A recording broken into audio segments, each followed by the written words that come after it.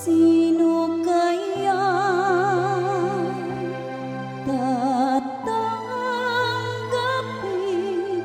sa templo ng puong na hati?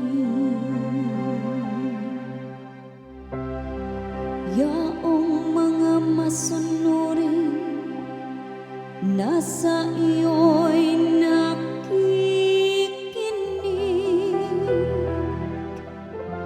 at ang laging ginagawa naaayon sa matuwid.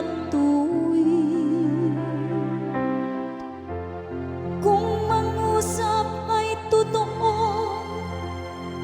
sa lahat at bawat saglit, yaong gawang paninira'y hindi niya naiisip.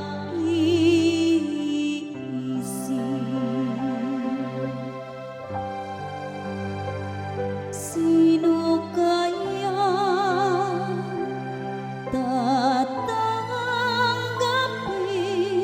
sa templo ng puong na hati? Kailanman siya'y tapat makisama sa kapwa, sa kaniyang kaibigan wala siyang maling gawa. Hindi siya nakakala ng di tunay na balita, at itinatampok niya ang matapat sa lumikha.